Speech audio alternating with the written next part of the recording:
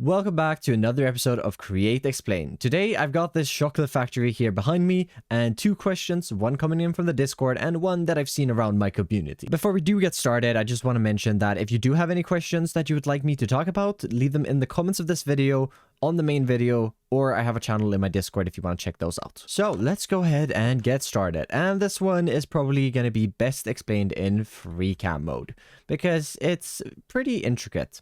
So let's start with our inputs, and this farm has 4 inputs.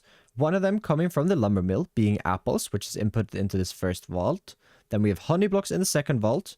We have wheat in the third one, and sugarcane in the final one. 3 of these are being delivered by this train, which we'll take a look at in just a little bit. But now let's take a little look here what these different things make. So the apples roll out on this deployer here, which using, let's see, there is a mechanical arm up here, picking it up, putting it on this depot, which is then being sprayed or covered with honey, giving us our honeyed apples right in here. Then the honey is obviously for the honeyed apples, which gets put into this basin here using a few hoppers from that vault, mixed with a little bit of heat, turned into liquid form, and then pumped up the spout. The spout is what it's called. I knew that.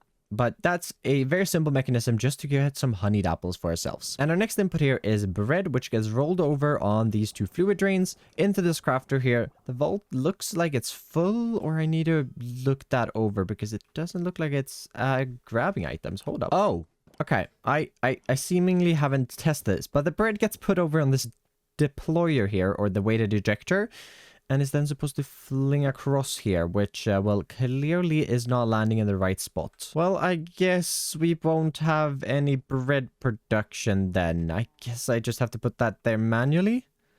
Well, we have sweet rolls that way. I should have looked that over, but that actually doesn't work because it's hitting the fluid pipe up here and isn't landing on the depot. Looking past that little mistake here, let's look at our sugarcane, which simply is being crushed by 2 crushing wheels.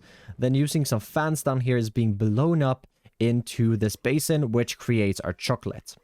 And to create this chocolate, we need 2 other inputs, one of them being this cocoa beans farm here, where these harvesters go back and forth, leaving them down, dropping them down into this vault. Then there's some depots here, I was going to say, but these are item drains or fluid drains that roll the items onto the train. And then there's also this chute here that pulls them out below into the basement, goes around, and the same way the sugar got brought up, that is brought up here to the basin. That needs one more source, which is milk, and that's up at the top of the farm here. So I just have a simple cow trapped in this little thing here, and the deployer with a bucket, milking the cow. Then that milk bucket is extracted here with a filter so it doesn't take the empty buckets. That is drained on this fluid drain here, and then brought around and used again to milk the cow. It's a very simple system, and then the milk is brought down into the tank through the outside to add in a little bit of detail. As you just saw here a second ago, this actually fired, and that's because of this redstone system up here, which I'm actually really happy with how I've done this. So let me try to explain this the best I can. These things, basically, once given a source that turns off, stays on for a certain amount of time, and I have it on a minute. So this will give power for a minute, and this should turn off here in just a second. Then that's going to go back because this is depowered, and this one is going to have a minute timer where this is powering this redstone torch here, which keeps it off. And once that timer is off, this torch will turn on, activate this redstone here, which will activate this whole thing here again, and then it's just a loop like that. I'm actually really happy with this.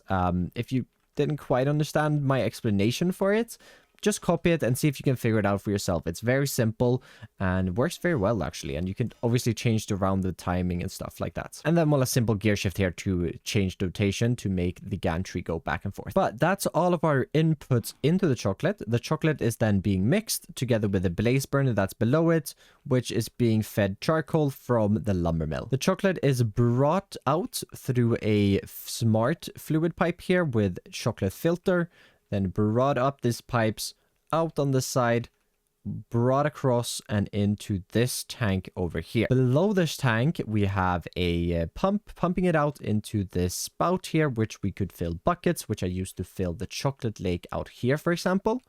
And then it also is brought into this basin, which it is compacted in, making ourselves our bars of chocolate. And well, it's not been active for too long, so it doesn't have that much produce. And obviously I could put glazed berries here to get the glazed berries. I could put sweet berries here to get glazed chocolate berries. But that is really all of it. The train who sits here, you can see it can be loaded by the cocoa beans. It unloads on the other side and it picks up the items over here by the dye factory. This isn't a perfect system because there is 2 trains parking here. Had I had 2 stations, this would have been a lot better. So under here, there are some barrels, and these are basically open for resources at the moment. So it will go in here, all of the resources. And then once a train arrives at the station, it powers these ones, which lets no more items come into the system. And then unpowers these, which lets it load the train.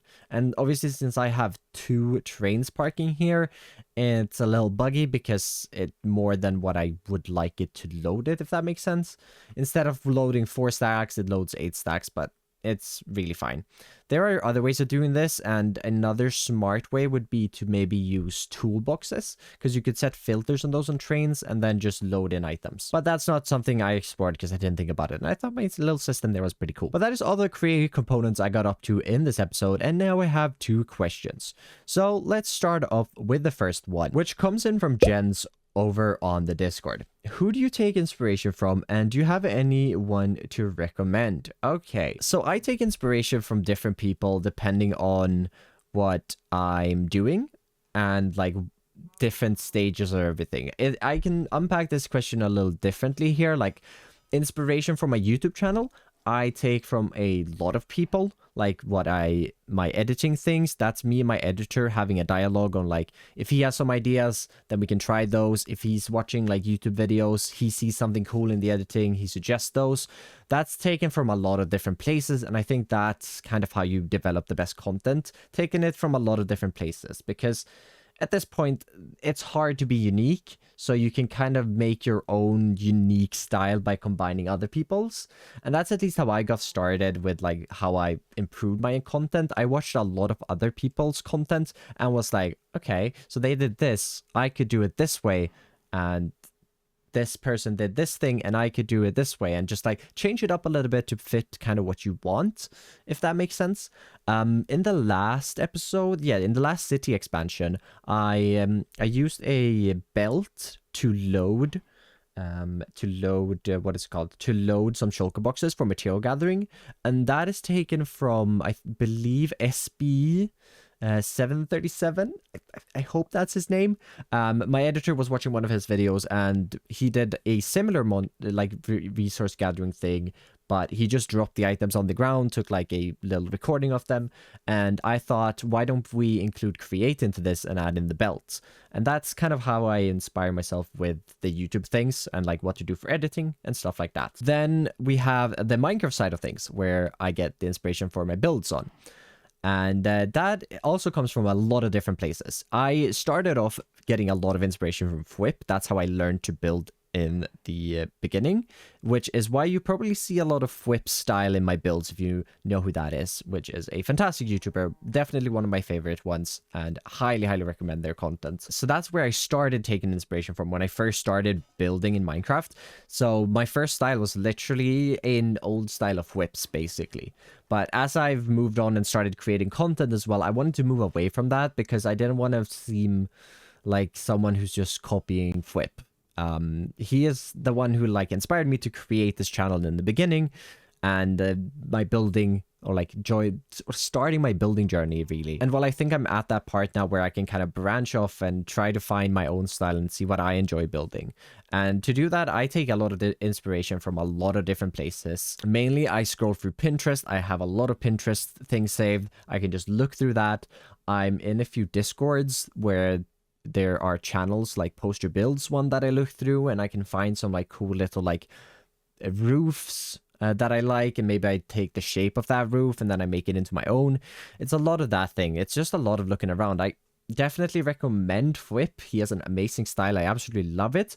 But if you want to get inspiration for Minecraft builds, I would really recommend getting it from different people, because otherwise it's going to seem, or it's going to look very like someone else's build, or you might feel that it is like that, if that makes sense.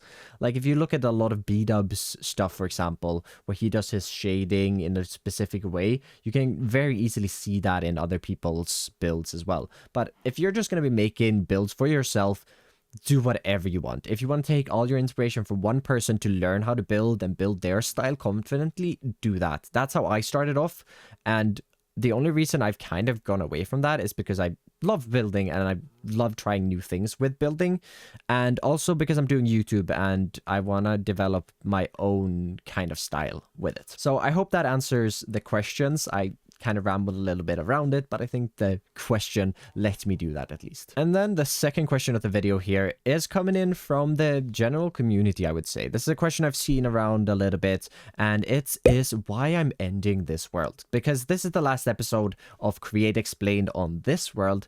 I will be continuing this series on my future worlds, of course, because I'm going to continue playing Create.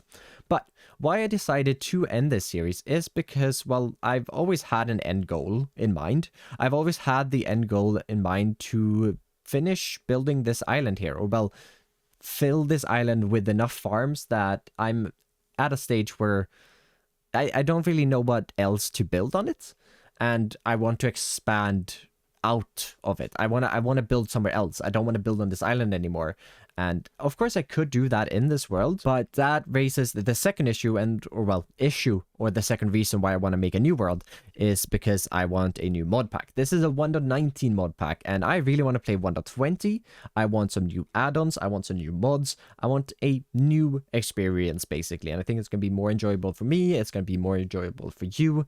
And it's going to be something a little different to this one. I'm not going to be based in just one location. I really want to work a lot more with trains. I've lately been in some calls with Beardstone, checking out his worlds, and his train network is insane. And I do not know how he learned all of the stuff he's learned about it, but I definitely want to follow in those footsteps and see if I can pick up some things and maybe learn a little bit about all the train stuff. So it's definitely going to be a similar idea to his world, where there's different parts of the world producing different things, not just a central island or central hub producing everything, which is how this world is built up. And there's not much more to it than that, to be honest. It's really just me wanting something new, and I absolutely love this world. This is my favorite world of all time.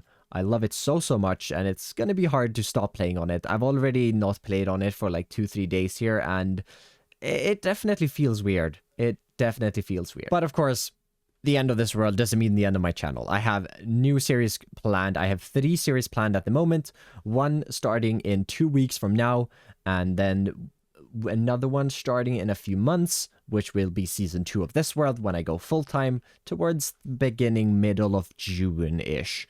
And then I have another secret little series that I've put in some spoilers to, and here's a little picture on screen if you want to try to figure out what that series is going to be. But no date planned for that one yet, but it's a really cool project. Me and the mods are working on it. We're going to be making some quests for it and a brand new mod pack as well. It's going to be a lot of fun, and I'm very excited to play it, and I think it's going to be a fun experience if anyone else would like to play it as well. I feel like I talked a lot today, which, well, I enjoy talking. Anyways, thank you so very much for watching and enjoying this series. And, well, last episode of Create Explained on this world, like I said, and last main channel video on this world.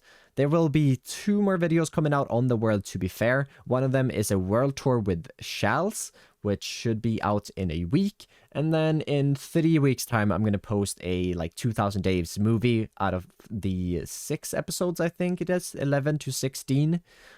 Because, well, we are just approaching 2000 days here. I just need to play a little more in the world, and I will be there. So thank you so very much for watching, and I'll see you in the next series. Goodbye.